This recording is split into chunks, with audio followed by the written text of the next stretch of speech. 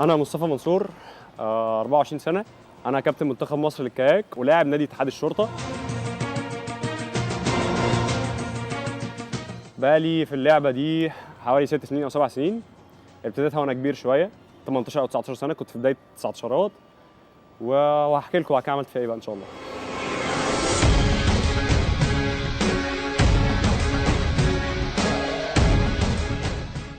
إيه هو بقى الكاياك ده؟ الكاياك ده اسم المركب اللي أنا قاعد فيها دي بس بالإنجلش. اللعبة دي بتتطلب بالمركب المضياف ده واللاعب اللي قاعد في المركب.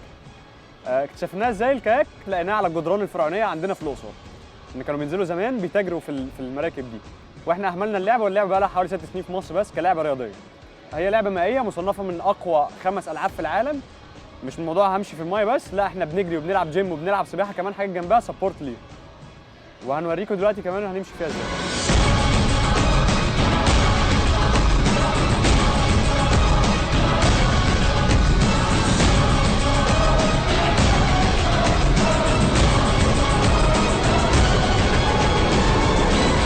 اكتشفت الكاياك ده بقى ازاي، وعرفت ان في لعبه في مصر اسمها كاياك ازاي؟ بالصدفه البحته جدا، كنت ماشي مره على الكورنيش لقيت نادي بدون ذكر اسمه نادي كذا التأديف. نزلت عشان العب تأديف. انا طول عمري بلعب رياضه الحمد لله، بس بطلت كالعاده زي باقي شباب مصر كلها ساعه ثانويه عامه. نزلت لعبت تأديف لمده شهرين بالظبط، لقيت مراكب العنكبوت ماليها وتراب يعني ما اقولكش. ابتدينا ننظف المراكب ونتعلم ايه هو الكاياك ده، ونعمل سيرش طبعا على الانترنت عشان دي كانت اسرع وسيله نعرف بيها اللعبه. وفي مدرب ساعدنا ان احنا نعمل ده، وادينا الحمد لله بقينا كويسين جدا فيها.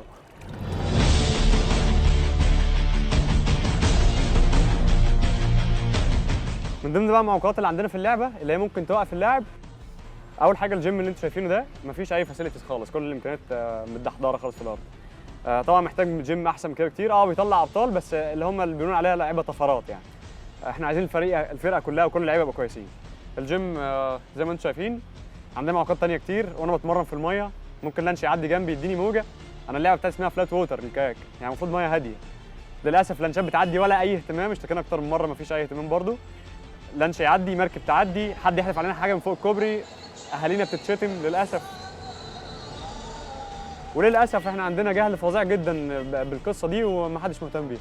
احنا من ولا شيء، من الزيرو بقينا الحمد لله يا رب ابطال، وابتدينا لينا اسم وعرفنا اللعبه للناس وايه هو الكاياك، وحققنا ميداليات والناس بره عرفتنا، والناس عرفت ان مصر فيها لا فريق كاياك كويس جدا.